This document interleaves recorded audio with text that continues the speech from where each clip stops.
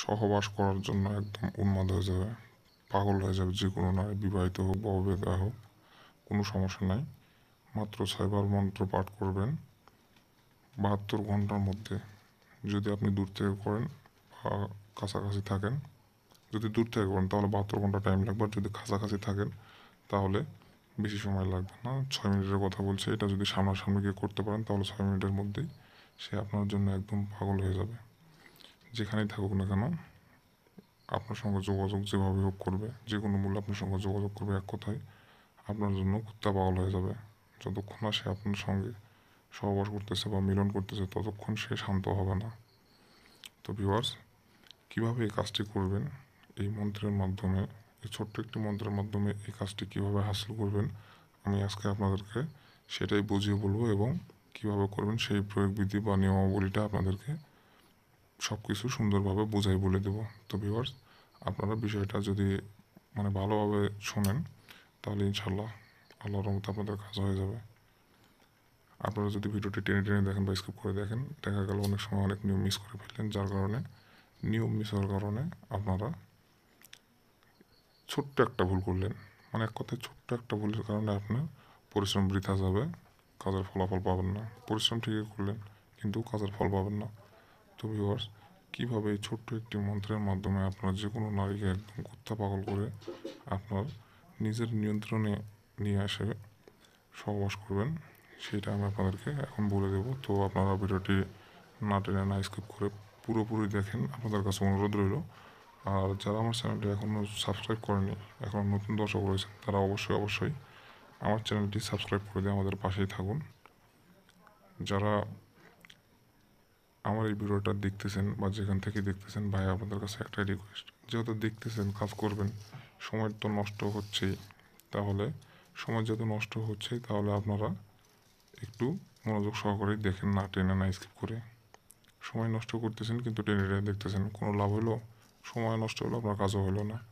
তো সেই জন্য বলতেছি ভালোভাবে ভিডিওটা দেখেন। তো সবাই মনোযোগী হন। আমি আপনাদেরকে এখন এর প্রয়োগ বিধি বলে দেব, কীভাবে প্রয়োগ করবেন আর কবে করবেন। তো ভিউয়ার্স, স্ক্রিনে দেখতে পাচ্ছেন মন্ত্রটি, এটা আপনাদেরকে আগে সুন্দরভাবে লিখে নিতে হবে খাতায়। তো আপনাদের বোঝার সুবিধার্থে আমি একবার পড়ে দিচ্ছি।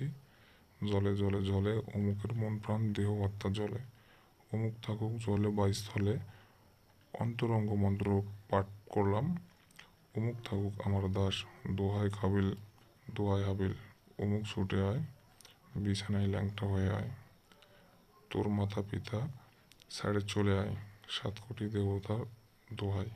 তো ভিউয়ার্স, আমি একটা মিস্টেক করছি এখানে, আপনারা হয়তো বুঝতে পারছেন, ওইটা আপনারা সুন্দরভাবে দেখে দেখে মুখস্থ করে নেবেন। তো এই যে দেখতে পাচ্ছেন অমুক, অমুক লেখা আছে, যে কয়টা জায়গায় অমুক লেখা আছে, এই অমুকের জায়গায় শুধু আপনারা আপনার কাঙ্ক্ষিত ব্যক্তিটির নাম লিখে দিবেন। একটা খাতা কলমে প্রয়োজনে স্ক্রিনশট নিয়ে নেন, আর যদি সম্ভব হয় তাহলে লিখে নিয়ে শুধু ওই অমুকের জায়গায় অমুক না লিখে আপনার কাঙ্ক্ষিত ব্যক্তিটির নাম লিখে মুখস্থ করেন, তাহলে আপনার এটা পড়তে সুবিধা হবে, ভুল ত্রুটি হবে না। তো এভাবে লিখে নেওয়ার পর আপনারা মুখস্থ করে নেবেন।